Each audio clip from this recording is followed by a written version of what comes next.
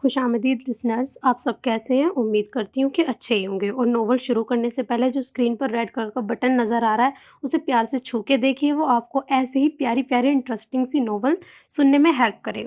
چلیے شروع کرتے ہیں ایپیسوڈ نمبر 4 اوف حیات امامت عشق کی بائی این نون الف۔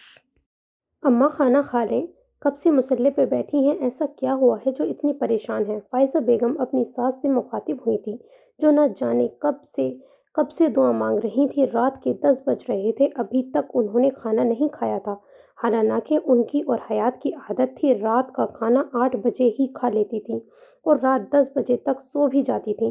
ان کا کہنا تھا کہ رات کو جلدی سونے والے دنیا کی نحوست اور آفتوں سے محفوظ ہو کر اللہ کی آغوش میں رہتے ہیں۔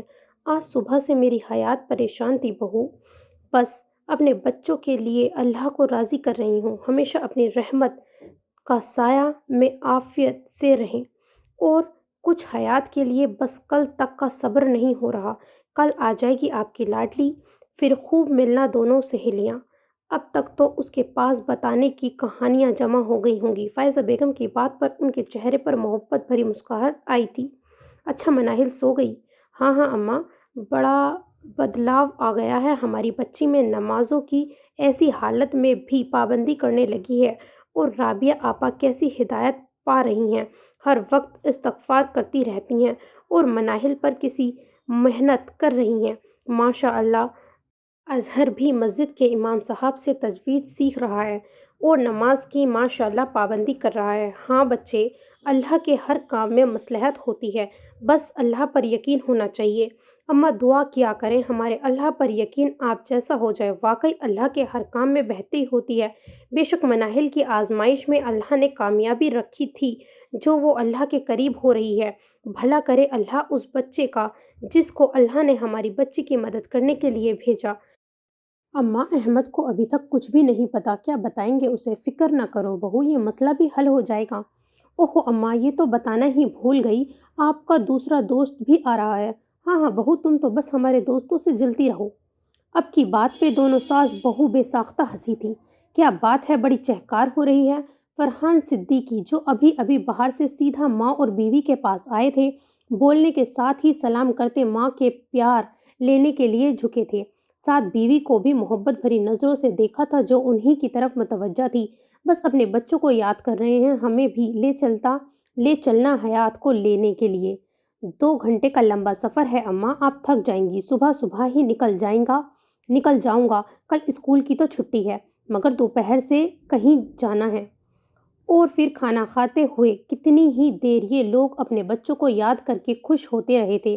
حیات کے آنے نے اس گھر میں کیسی خوشی کی لہر دوڑائی تھی، مگر کون جانے کس کے کیا امتحان باقی ہیں۔ گاڑی گھر کی طرف رواں دواں تھی اور وہ اپنی زندگی کو اپنی باہوں میں لیے گاڑی کی پچھلی سیٹ پر بیٹھا تھا۔ نہ محسوس طریقے سے اس نے حیات کو الحان سے بھی چھپایا تھا، اس کے چہرے کو اپنے سینے میں چھپایا ہوا تھا اور بالوں کو کوٹ اوپر کر کے، جو حیات نے کچھ گھنٹے پہلے کروانا چاہا تھا اب وہ اس کی بے ہوشی میں کر رہا تھا۔ بار بار اس کا چہرہ اپنے سامنے کرتا اور اس پہ رقم اذیت پر شدت سے آنکھ بند کرتا، اس کے سر پر بار بار بوسہ دیتا اور پھر اسے خود میں بھینچ لیتا۔ گھر پہنچنے تک یہ عمل نہ جانے وہ کتنی بار کر چکا تھا، مگر اذیت تھی کہ بڑھتی ہی جا رہی تھی۔ نوفل، کیا کوئی نقصان؟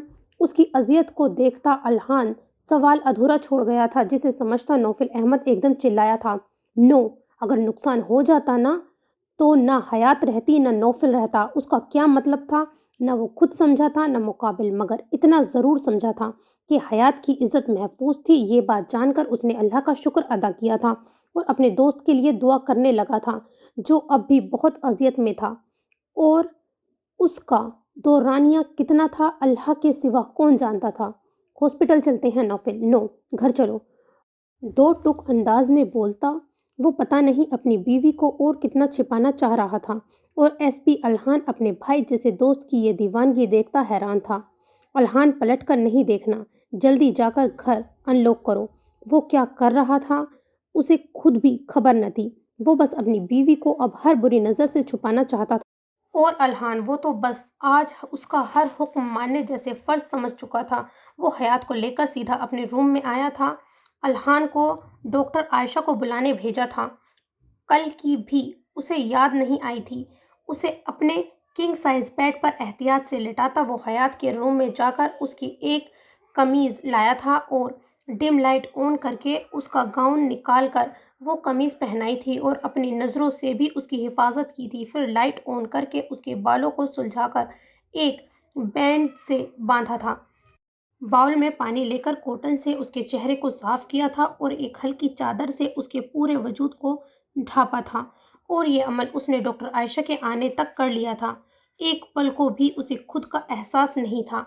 शाम तक तो सब ठीक था, अब ऐसा क्या हो गया? डॉक्टर आयशा के पूछने पर उसने कोई जवाब नहीं दिया। उसकी कैफियत समझते हुए डॉक्टर आयशा अपना काम करने लगी थी। इसका नर्वस ब्रेकडाउन हुआ है नौफिल। कोई बहुत बड़ी बात इसके नर्वस को डिसबैलेंस कर गई है। इसके सेंस काम नहीं कर रहे हैं। पल्स भी बहुत स्लो है। हॉस्पिटल में एडमिट करवाना पड़ेगा। हयात की कंडीशन उन्हें भी परेशान कर रही थी। नो डॉक्टर, कुछ भी करें मगर इसका ट्रीटमेंट यहीं करें। I am requesting you please. अपनी बीवी को बाहर नहीं ले जा सकता मैं। काम डाउन नोफिल, हो जाता है ऐसा। डेंजर है ये बट ठीक हो जाता है। तुम बात मानो, हॉस्पिटल ले चलो, उसकी हालत अच्छी नहीं है। एक बार और समझाने की कोशिश की थी। नहीं डॉक्टर, आपके हस्बैंड भी एक माहिर सर्जन हैं, नफ्सियाती भी समझते हैं, हर किस्म के पेशेंट को हैंडल कर चुके हैं। उनसे इंस्ट्रक्शन ले लें बट इसका इलाज करें। जो भी लाना, जो भी करना हो मैं करूँगा, मगर मैं अब इसे हॉस्पिटल नहीं लेकर जा सकता। वो नहीं जानता था कि वो क्या कर रहा है, बस वो तो अपने दिल की मान रहा था। बिला सोचे समझे डॉक्टर आयशा ने भी कोई बात नहीं की थी। उसके हस्बैंड भी आ चुके थे, मगर नौफिल डॉक्टर आयशा को कह चुका था कि उसकी बीवी को सिर्फ वही अटेंड करेंगी, उनके शोहर के मशवरे पर। वो उसे नहीं देखेंगे। बिलाखिर 3 घंटों की मुसलसल ट्रीटमेंट से उसके नर्वस वर्क करने लगे थे। और ये 3 घंटे नौफिल अहमद खान के लिए कितने जानलेवा थे, ये उसके इन 3 घंटों तक उसके पास खड़े रहने वाले एक टुक उसे देखने से पता चल रहा था। अब आराम करो नौफिल, अब ठीक है तुम्हारी बीवी। बेहोशी ख़त्म हो गई है, अब सो रही है ये। तुम भी अगर अपना ख्याल रखोगे तभी इसकी अच्छे से केयर कर पाओगे। डॉक्टर आयशा के कहने पर उसने महज सर हिलाया था। फिर वो उसे बहुत सारे इंस्ट्रक्शंस देती चली गई थी। नौफिल अहमद खान ने जितनी उनकी मदद की थी, उसकी बीवी के लिए इतना करना तो वो अपना फ़र्ज समझती थी। एक नज़र हयात को देखता वो कपड़े तब्दील करने गया था। जल्दी वापस आकर उसके पास ही दराज हो गया था। नींद आंखों से कोसों दूर थी। थकान और भूख का भी उसे कोई एहसास नहीं हो रहा था। दिन भर होने वाले आज के तमाम हादसात उसकी आंखों में एक फिल्म की तरह चलने लगे थे और जैसे जैसे वो याद कर रहा था उसका चेहरा दहकता जा रहा था। उससे शिद्दत से सुबह का इंतज़ार था जब वो अपनी बीवी के मुजरिमों को उनके अंजाम तक पहुंचाता। हयात के करहाने पर वो ख्यालों से बाहर निकला था। बीवी हयात के हाथ पकड़कर वो उठकर बैठा था और उसके गाल थपथपाकर उसको आवाज़ दी थी, जो नींद में खुद को उससे छुड़वाने की कोशिश कर रही थी। छोड़ो मुझे, नहीं नहीं, ये गंदी तस्वीरें हैं, तुम लोग गंदे हो, छोड़ो मुझे, मेरा स्कार्फ दो, अल्लाह बचाओ। बीवी, उसने उसे काबू करने की कोशिश की थी मगर वो उसे धक्के देकर दूर कर रही थी। अल्लाह बचाए, पापा, दादी, मम्मा, भाई, छोड़े मुझे, छोड़ो, अल्लाह, मैंने नहीं किया, मेरी चादर। जोर जोर से चिल्लाती वो बिल्कुल बेकाबू हो रही थी। आंखें बंद थी मगर वो उन जानलेवा लम्हों में तड़प रही थी। चिल्लाने से उसकी सांसें उखड़ने लगी थी। गहरे गहरे सांस बामुश्किल लेती वो। उससे पहले वो फिर से बेहोश होती, वो डॉक्टर आयशा के बताए गए इंस्ट्रक्शंस पर अमल कर चुका था और तब तक करता रहा था जब तक वो पुरसुकून नहीं हो गई थी। वो उसे वापस उसकी जगह पर लेटाता, उसके हाथों को अपने हाथों में लेता, उसके साथ ही आंखें मूंद गया था। वो अब सुकून में था क्योंकि उसकी बीवी सुकून में थी। नर्म गर्म वजूद के लम्स से उसकी आंखें खुली थी। सिसकियों की आवाज़ पर उसने नज़रें घुमाई थी। हैरानी हद से सिवा थी। हयात उसकी बुरी तरह जकड़े सिसक रही थी मगर वो जाग नहीं रही थी। ज़बान खामोशी थी मगर सिसकियाँ बढ़ती जा रही थी। उसके आंसू से उसका सीने में जज्ब हो रहे थे और फिर अचानक वो चीख मारती हुई उठ बैठी थी। चेहरा हद दर्जे खौफजदा था, जिस्म बुरी तरह काँप रहा था। इधर उधर देखती वो क्या ढूंढने की कोशिश कर रही थी। बीवी, नर्म आवाज़ पर वो उसकी तरफ घूमी थी और उसे अपने करीब देखकर उसकी आंखों से आंसू तस्बीह के दानों की तरह गिरने लगे थे। उसकी आंखों की वहशत और तकलीफ नौफल अहमद को तड़पा गई थी। बेइख्तियार उसका हाथ पकड़ा था। वो वहाँ एक लड़का, उसने मेरा स्कार्फ उतार कर फेंका था। वो बहुत गंदा था। उसके साथ एक लड़की भी थी। उसने बहुत ज़ोर से मुझे मारा था, मेरा कपड़ा भी फाड़े। उसने मुझे गंदा किया, मुझे छुआ।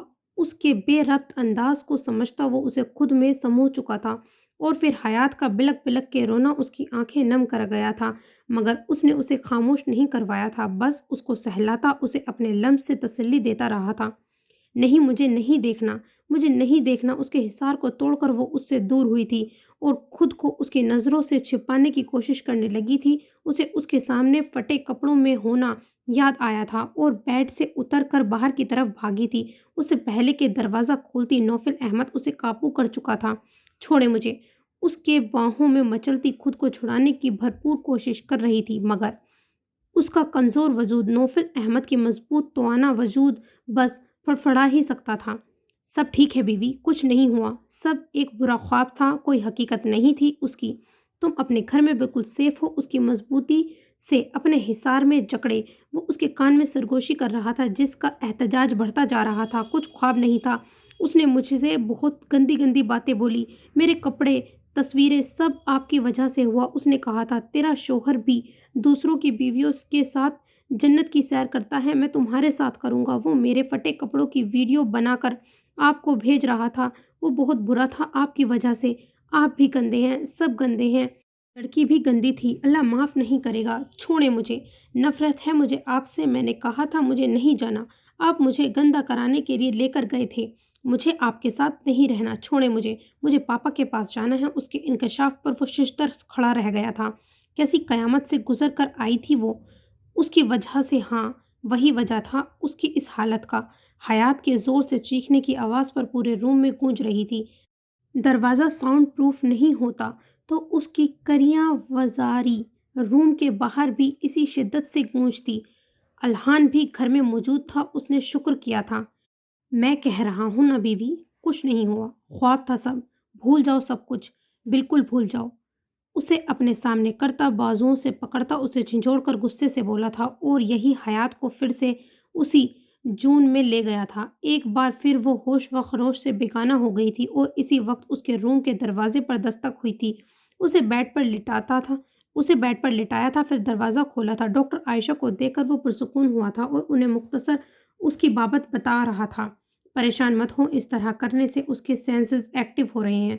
अगर ऐसा नहीं करती तो सदमा लग सकता था और वो उसके लिए बहुत खतरनाक होता। अब खौफ से बेहोश हुई है, थोड़ी देर में नॉर्मल हो जाएगी। उनकी बात सुनकर उसकी जान में जान आई थी और फिर वो कुछ सोचता डॉक्टर से मुखातिब हुआ। डॉक्टर प्लीज़, मुझे एक इंतहाई ज़रूरी काम से जाना है। जब तक क्या आप मेरी बीवी की केयर कर सकती हैं? उसकी इल्तिजा पर वो हामी भर गई थी। मैं हूँ यहाँ, डोंट वरी, तुम अपना काम कर आओ, मैं जब तक इसको रिट्रीट करती हूँ। Thanks doctor, I trust you. और फिर वो तेज़ी से रूम के बाहर आया था और अल्हान को उठाकर उसे कुछ भी कहने का मौका दिए बगैर घर से निकलता चला गया था। वो क्या करने वाला था उससे अल्हान भी अनजान था, मगर वो उसके चेहरे के पथरीले तासुर से अंदाज़ा लगा चुका था कि उसका जुनून किसी के लिए बुरा साबित होने वाला था। बहुत शौक है तुझे औरतों की इज्जत खराब करने का। इस दर्द का एहसास नहीं होता ना तुझे कमीने। नौफल अहमद खान की बीवी पर बुरी नज़र डाली, उसे तकलीफ दी जिसको तकलीफ देने पर नौफल अहमद खान खुद भी माफ़ नहीं करे। चल, आज तुझे इज्जत लूटने का मज़ा दिलवाते हैं। बहुत शौक है तुझे जन्नत की सैर का। चल, अब लुत्फ अंदोज हो जन्नत की इस बेहतरीन सैर का। जिन औरतों के साथ सैर करता है ना, उनके दर्द का एहसास भी करवाते हैं और उसकी ज़िल्लत का एहसास भी। यावर कुरैशी के पैर पर जहां उसने गोली मारी थी, अपने पैर से मसलता वो फुंकारा था, जिससे यावर कुरैशी की दर्दनाक चीख इस रूम में गूंज रही थी। और उसकी फुंकार भी क्या था कि यावर कुरैशी तो यावर कुरैशी, खुद एसपी अल्हान भी खौफजदा हो गया था। वो नहीं जानता था कि अब क्या होने वाला है। इस वक्त तो वो सिर्फ तमाशाई था। अंदर आओ। उसके आवाज़ देने पर बाहर खड़े 4-5 देव का मर्दाना मर्द अंदर आए थे, जो शक्ल और चाल दोनों से ही अजीब लग रहे थे। वो सब नौफिल अहमद के पास आकर खड़े हो गए थे। ये है तुम लोगों का शिकार, यावर की तरफ इशारा करते उन लोगों से मुखातिब हुआ था, जो बहुत ही गलीज और लालची नज़रों से यावर कुरैशी को देख रहे थे। और इसकी वीडियो बनाओ, और जिस तरह ये औरतों को ब्लैकमेल करता है, इनकी वीडियोस को बेचता है, तुम लोगों को भी वही करना है। और याद रहे, इस पर ज़रा भी रहम खाया तो नौफिल अहमद तुम पर रहम नहीं खाएगा। इसके इंतहाई सर्द लहजे पर वो आदमी उसके हुक्म पर उसके गुलामों की तरह यावर कुरैशी की तरफ बढ़े थे। आखिर को उसने उनकी भूख मिटाने का सामान किया था। यावर कुरैशी 5 फीट 10 इंच, जिसकी जसामत ज़्यादा मजबूत तो नहीं थी, मगर देखने में वो अच्छा खासा था। इन आदमियों की हकीकत जानकर अल्हान ने झुरझुरी ली थी। उसकी सोच से भी बड़ी सज़ा उसने यावर कुरैशी के लिए सोची थी। नहीं नौफिल, मुझे इनके हवाले मत करो। कल की तरह मार लो। इन देवकामद मर्द की शक्ल में दूसरी मखलूक को अपनी तरफ बढ़ता देखकर नौफिल अहमद के पैरों से ज़मीन निकली थी। मेरी बीवी भी ऐसे ही तड़प रही थी तुमसे बचने के लिए। उसको उसके रब ने बचा लिया, मगर और न जाने कितनी औरतों को तूने रोंदा है। उन सब का दर्द अब महसूस होगा तुझे। जैसे तूने इन पर रहम नहीं किया था, अब तुझ पर रहम नहीं खाया जाएगा। नहीं नौफिल, ऐसा मत करो। भाई हूं मैं तुम्हारा, एक बाप की औलाद है हम। यावर कुरैशी उसके पैरों में गिड़गड़ा रहा था। Shut up! अपना भाई कहकर गाली मत दे मुझे। कैसा भाई? मेरी बीवी पर गंदी नज़र डाली, उसे बेहिजाब किया, मुझसे मुतनफ़िर किया, उसके दिल में मेरे लिए नफ़रत पैदा करने की कोशिश की, उसे जलील करने का सोचा, और साले भाई होने की गाली दे रहा है मुझे। तेरे बाप का भी यही हाल करता अगर वो भी ऐसा करता तो। न तेरा बाप मेरा बाप है, न तू मेरा भाई है। उसे एक ज़ोरदार ठोकर मारी थी, जिससे वो उन आदमियों के कदमों में जा गिरा था, जो एक पल की भी देर किए उस पर उन लोगों की मौजूदगी की परवाह किए बिना टूट पड़े थे। नौफिल अहमद ने एक कोने में खड़ी थर थर कांपती मानिया चौधरी और नताशा की तरफ देखा था, और अल्हान को उन्हें बाहर लाने का इशारा करता बाहर निकल गया था। पूरे रूम में ऐसी ही आवाज़ें गूंज रही थीं, जो यावर कुरैशी की दरिंदगी का शिकार औरतों की गूंजती थी। और बाहर निकलकर उसने मानिया चौधरी के चेहरे पर वैसे ही थप्पड़ बरसाए थे जैसे उसने उसकी बीवी को मारा था।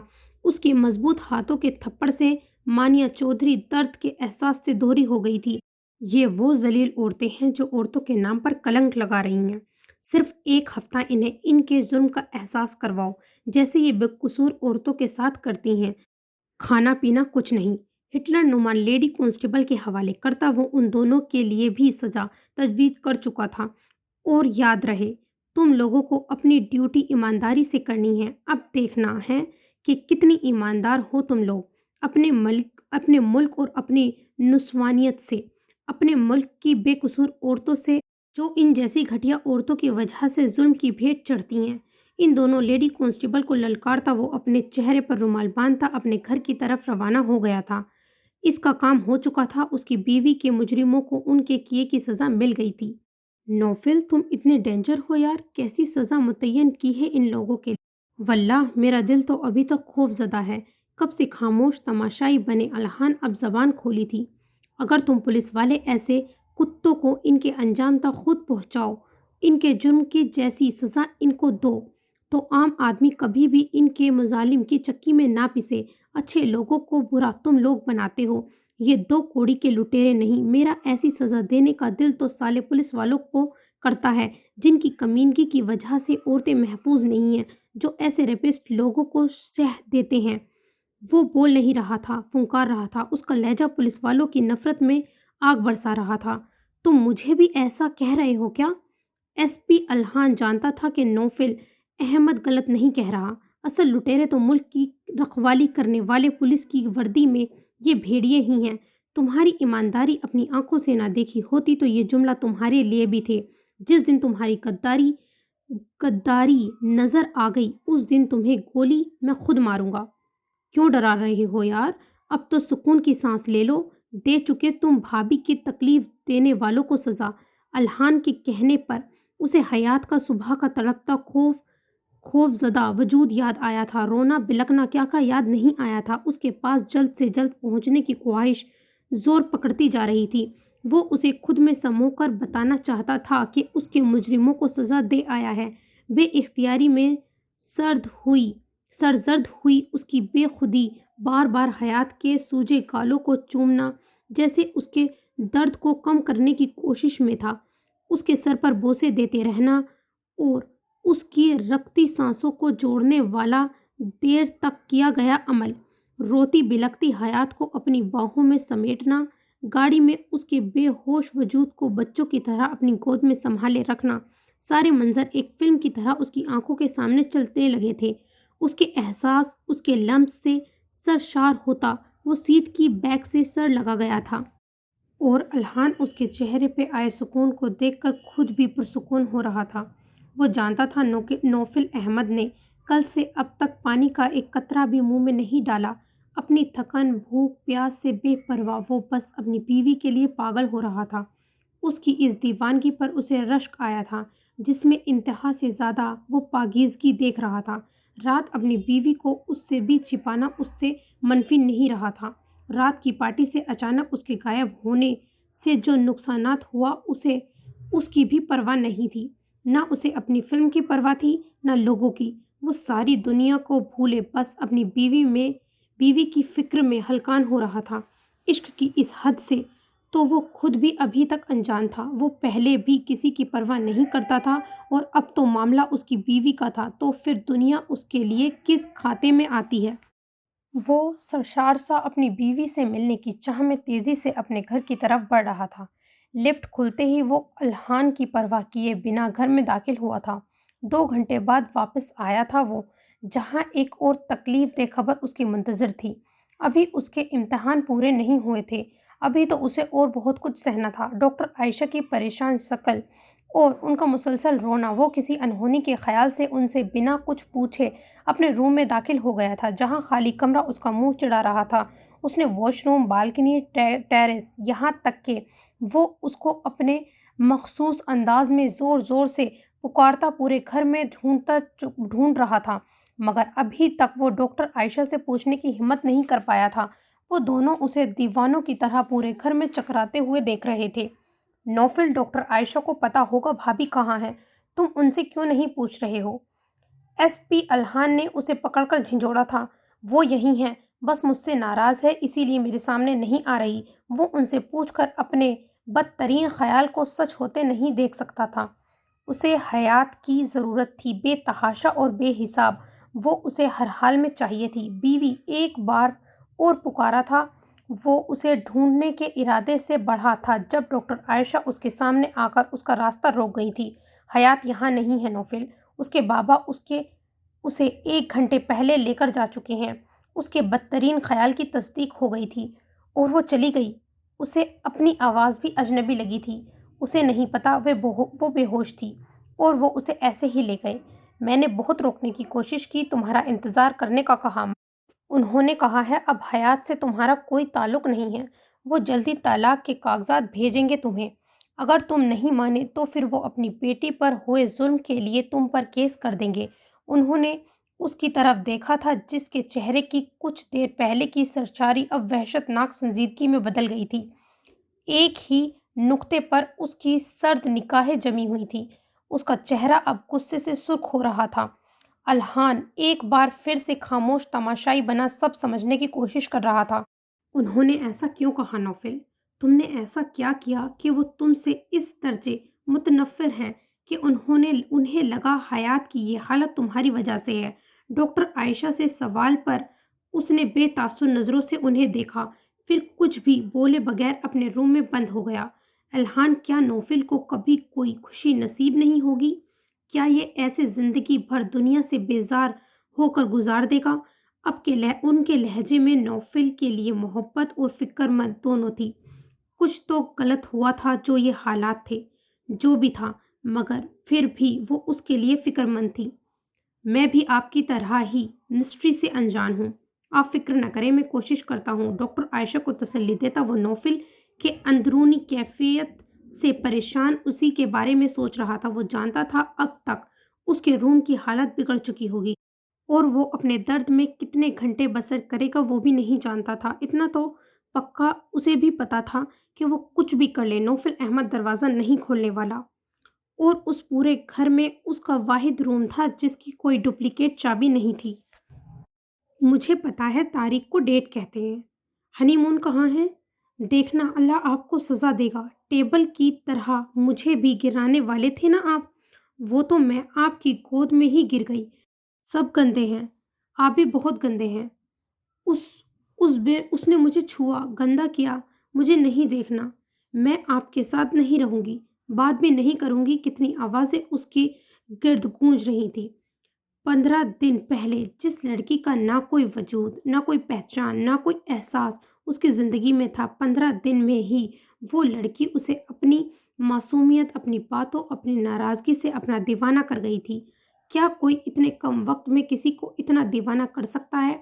अल्हान की सोच के मुताबिक पूरा रूम उलट चुका था और वो हारे हुए जुआरी की तरह फर्श पर बैठा था। 2-3 घंटे गुजर चुके थे मगर उसे कोई एहसास नहीं था।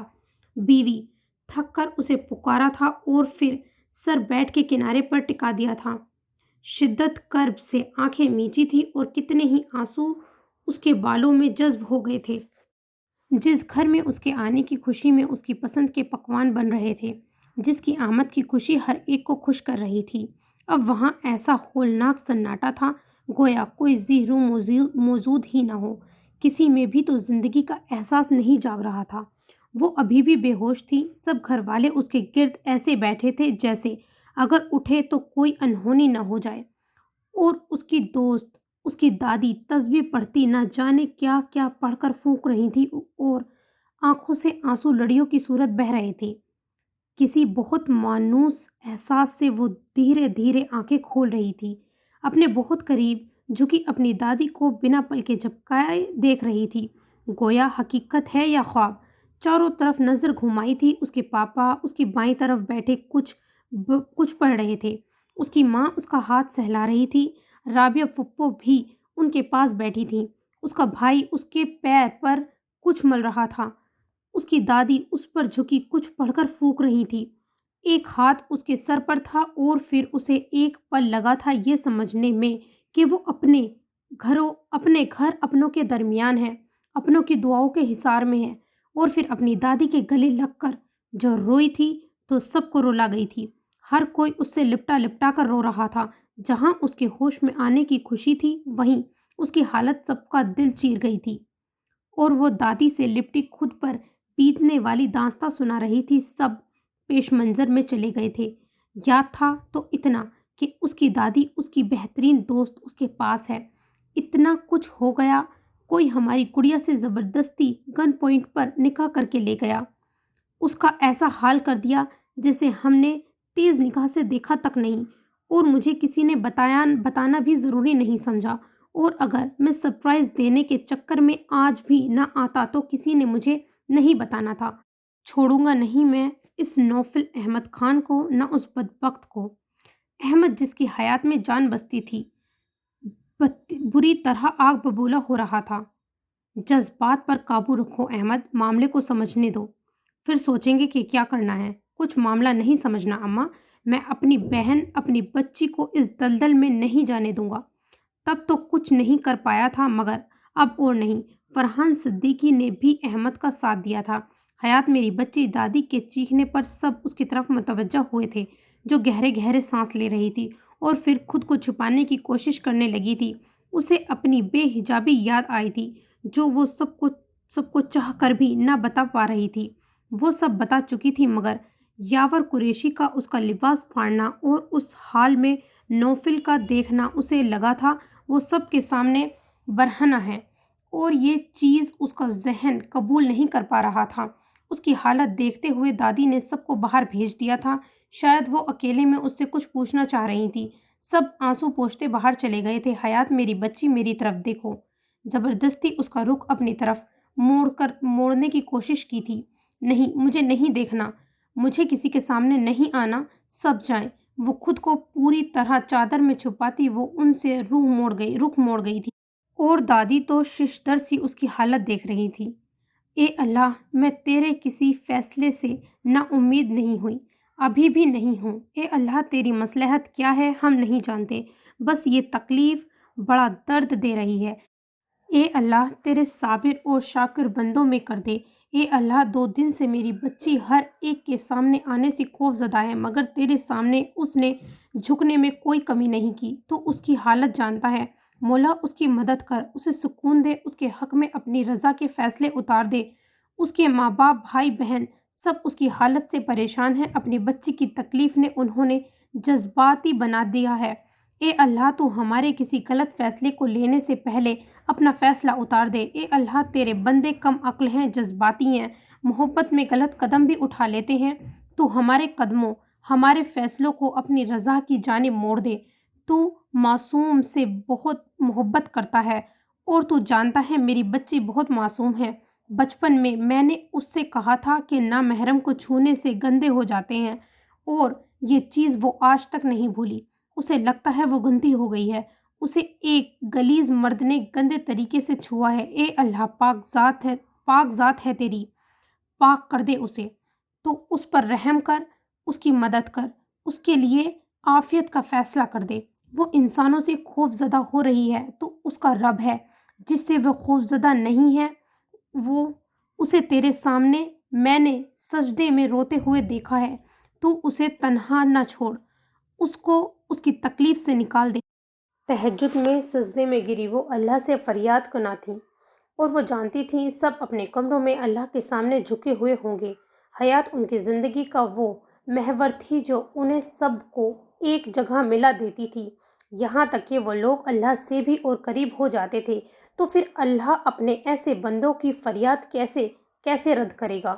اس بندی کو کیسے تنہا چھوڑ دے گا جو اس کی طے کردہ حدود میں زندگی گزارتی آئی ہے، اور اس آزمائش میں جس میں اس کی کوئی غلطی نہیں، جو اس آزمائش کا مطلب تک نہیں جانتی، اسے بس بے حجابی اور نامحرم کا چھونا رلا رہا تھا۔ نیکسٹ سین: میں آپ سے دور جا رہی ہوں، اب میں آپ کے ساتھ نہیں رہوں گی۔ آپ حرام کے کاموں میں ملوث ہیں، کیا فائدہ آپ کے ساتھ رہنے کا؟ حرام کھاتے ہیں، حرام کماتے ہیں، عورتوں کو بے پردہ کرتے ہیں۔ میری زندگی آپ کے ساتھ سیف نہیں ہے، اس لیے میں آپ سے دور جا رہی ہوں۔ آپ میرے گناہ گار ہیں، جا رہی ہوں میں۔ اور اس کے ساتھ ہی وہ وجود ہوا میں ملحق ہو گیا تھا، اور وہ اسے پکارتا رہ گیا تھا، اور یہ تو روز ہو رہا تھا۔ اس کی جیسے ہی آنکھ لگتی، حیات سے جدا ہونے کے خواب اسے سونے نہیں دیتے تھے۔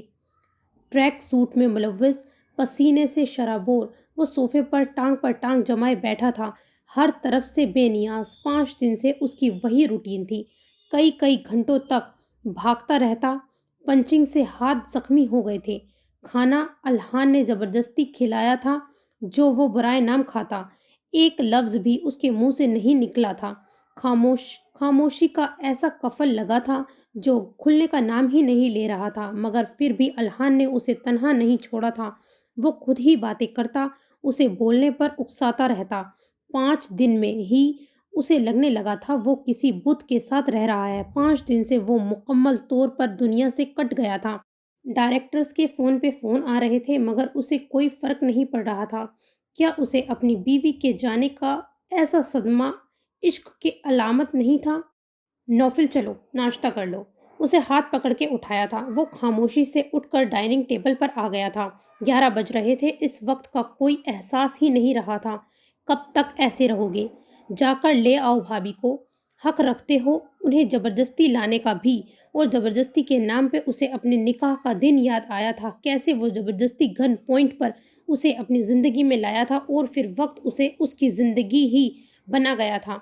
یہ اس وقت کون آ گیا؟ بیل کی آواز پر الحان دروازے کی سمت بڑھا تھا، اور اگر اسے پتا ہوتا دروازہ کھولنا نوفل احمد خان کے لیے ایک اور قیامت لائے گا تو وہ کبھی بھی دروازہ نہیں کھولتا۔ تمہارے لیے انویلپ آیا ہے، دیکھ لو، ہو سکتا ہے ضروری ہو کچھ۔ اس نے بے تاثر انداز میں انویلپ چاک کیا تھا، اور اگلے ہی پل ششدر سا کھڑا اس میں موجود کاغذات کو دیکھ رہا تھا۔ جس خوف سے وہ اپنی بیوی سے ملنے بے تحاشا طلب کے باوجود بھی نہیں جا رہا تھا، راتوں کو سو نہیں پا رہا تھا، وہ خوف مجسم اس کے ہاتھوں میں موجود تھا۔ उसे इतनी तकलीफ में देखकर अल्हान उससे पेपर्स लेकर पढ़ने लगा था और अगले ही पल उसे भी वैसा ही झटका लगा था। तलाक के कागजात। वो दादी की गोद में सर रख के लेटी थी और वो उसके बालों में उंगलियां चला रही थी। हयात, मेरे बच्चे, घर में किसी को नहीं पता इस बात का, तो कोई सबसे छुप रही हो। तो तुम क्यों सबसे छुप रही हो? नहीं दादी, मुझे ऐसा लगता है जैसे सब मुझे वैसे ही देख रहे हैं। सब कितना प्यार करते हैं तुझसे, उनको तेरे ऐसे बर्ताव से कितनी तकलीफ हो रही है। मैं क्या करूं दादी, बेबसी ही बेबसी है। दादी, क्या फिल्मी दुनिया इतनी गंदी होती है? मैंने पढ़ा था, आप सल्लल्लाहु अलैहि वसल्लम ने फरमाया, चुस्त और बारीक लिबास पहनने वाली औरतें बरहना हैं और ऐसी औरतों की तादाद जहन्नुम में सबसे ज़्यादा होगी। अल्लाह ऐसी औरतों की तरफ मुतवज्जा नहीं होता। और दादी, वहाँ पार्टी में कमो बेश 200 औरतें तो होंगी, मगर सब की सब ऐसे लिबास में ही थीं और फिर मैं भी उन जैसी ही हो गई थी। अल्लाह मेरी तरफ भी नहीं देखेगा क्या? चेहरा खुला हुआ था मेरा। ना मेरी बच्ची, तुझे क्या मालूम अल्लाह को तुझसे कितनी मोहब्बत है। तो फिर अल्लाह ने एक फिल्मी से शादी क्यों करवाई? क्या तू अल्लाह से नाराज है? ये सब जो हुआ, अस्तगफुरुल्लाह दादी, अल्लाह ने नहीं किया, ये उनकी वजह से हुआ है। ना ये मुझे लेकर जाते ना ऐसा होता। मैंने कहा था नहीं जाना, जबरदस्ती लेकर गए थे। मैं इनके पास नहीं जाऊंगी दादी, उनसे बात भी नहीं करूंगी। उन्होंने मुझे इस गंदे हुलिये में भी देखा था और इस गंदे आदमी ने भी, उसकी नज़रें भी बहुत गंदी थी। दादी, मुझे उससे वोमिट फील हो रही थी। मेरी बच्ची, अल्लाह के हर काम में मसलहत होती है। उसका एहसान है जो उसने हमारी इज्जत की हिफाजत की। बड़े नुकसान से बचा लिया उसने। बड़ा नुकसान और कौन सा होता दादी? इस गंदे आदमी ने मेरा गाउन फाड़ा था। बेल्ट नहीं होती ना तो पूरा फट जाता और फिर अल्लाह मुझसे कितना नाराज होता। उसका रोना एक बार फिर शुरू हो चुका था। एक दादी की मेहनत थी जो वो उसे इस फेस से निकालने की कोशिश कर रही थी, मगर घर के बाकी लोगों के सामने वो अभी तक नहीं आई थी। उसके कमरे में कोई आता तो पूरे तरीके से खुद को ढांप कर सोती बन जाती। सब घर वाले परेशान थे इसके इस बर्ताव से। मनाहिल से भी अब तक उसकी मुलाकात नहीं हुई थी। वो चल फिर नहीं पा रही थी और वो मिलना नहीं चाहती थी और इसका ये हाल कब तक रहना था कुछ पता नहीं था। Next scene. तुम्हारी हिम्मत कैसे हुई यहाँ आने की? फरहान सिद्दीकी की दहाड़ पर अहमद भागता हुआ बाहर आया था और उसे देखकर ही आपा खो चुका था। यहाँ से दफा हो जाओ नौफल अहमद और तलाक के पेपर साइन करके दो। तुम जैसे जानवर को मैं अपनी बहन नहीं दूंगा। 23 साला अहमद उसका गिरेबान पकड़े उसे घेर घर से बाहर धकेल रहा था। काम डाउन साले साहब और ससुर साहब, मैं यहाँ आप लोगों से नहीं अपनी बीवी से मिलने आया हूँ। अहमद के हाथों को अपने गिरेबान से हटाता वो मजबूत कदम उठाता अंदर दाखिल हो गया था। दूसरे कमरे में हयात उसकी आवाज़ सुनकर ही दादी की आगोश में छुपने की कोशिश करने लगी थी। क्या ये देखने आए हो कि वो जिंदा है या मर गई? फरहान साहब अहमद को काबू किए, जो उसकी तरफ उसे मारने को लपका था, उसे अब भी बख्शने को तैयार नहीं थे। जबान संभाल कर ससुर साहब, हयात के लिए मरने का लफ्ज सुनकर उसे बुरी तरह गुस्सा आया था। बेगैरत इंसान, उसे मौत के मुंह में धकेल कर भी तुम्हें जरा शर्मिंदगी। चले जाओ यहाँ से, तुम्हारी वजह से मेरी बहन न पापा के सामने आ रही है न मेरे। तुमने मुझसे मेरी गुड़िया को दूर कर दिया, दादी के सिवा किसी से भी नहीं मिल रही। क्यों किया तुमने ऐसा? अहमद ने अब के उस पर मुक्का ताना था जिसे वो बीच में ही रोक गया था। बीवी कहाँ है? वो अब भी डटा हुआ था मगर लहजा नरम था। खबरदार जो अपनी गंदी जबान से उसे बीवी कहा। अहमद फिर गुर्राया था।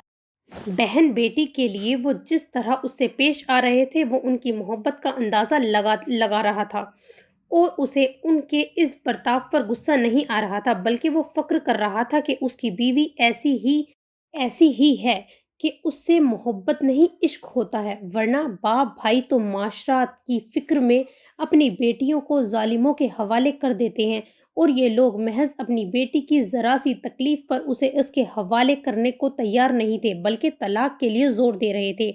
यहाँ से चले जाओ नौफिल। नस्वानी आवाज़ पर वो पलटा था जहाँ फायजा बेगम उससे कुछ ही फासले पर खड़ी थी। शौहर और बेटे को गुस्से में देखकर वो बाहर आई थी। 20 दिन पहले जो गलती तुमने की अब फिर से वो नहीं करो। हमारी बच्ची तुम्हारी दुनिया की नहीं है, बहुत मासूम है वो, रुल जाएगी तुम्हारी दुनिया में। क्या तुम नहीं जानते, मर्द की बदकिरदारी की सज़ा हमेशा औरत को मिलती है और हमारी बेटी को तुम्हारी बदकिरदारी की सज़ा मिल रही है, जिसे किसी नामहरम ने नहीं देखा।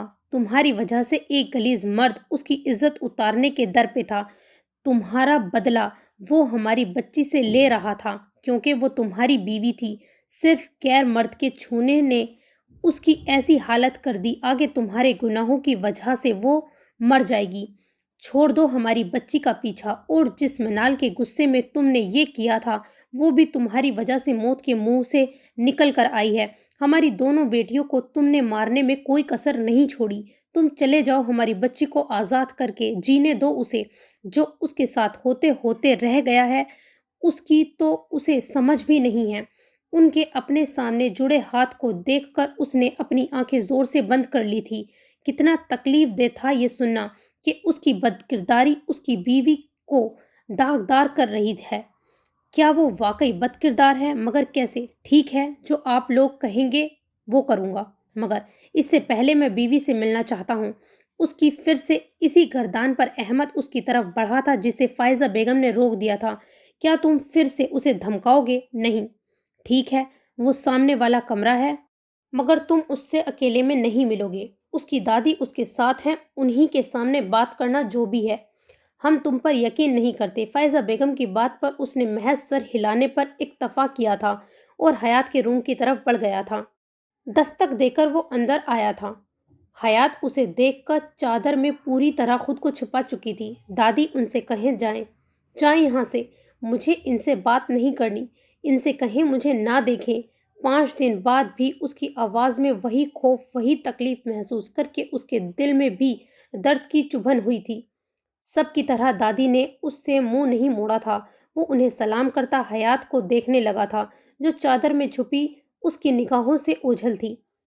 बीवी से बात करनी है, उसे देखते हुए दादी को इन्फॉर्म किया था और साथ ही हयात के करीब बैठकर उसकी चादर हटाने की कोशिश की थी, जिसे वो और मजबूती से पकड़ चुकी थी। दादी अपने सामने इसकी इस बेबाकी पर सिर्फ उसे देखकर रह गई थी। कहा कुछ भी नहीं था, या शायद वो खुद भी जानना चाह रही थी। इन्हें यकीन था अल्लाह ने उनकी दुआएं सुन ली हैं।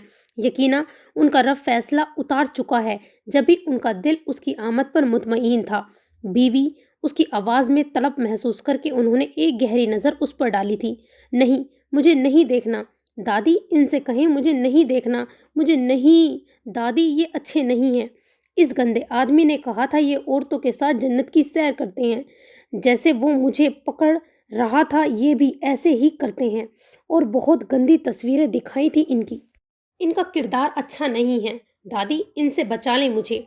चादर के अंदर से वो ही रोती हुई बोल रही थी, और उसकी ये बदगुमानी नौफिल अहमद को कमज़ोर कर रही थी, और अपने लिए अपनी बीवी के मुंह से बदकिरदारी के अल्फाज तो उसे अंदर से चीर गया था।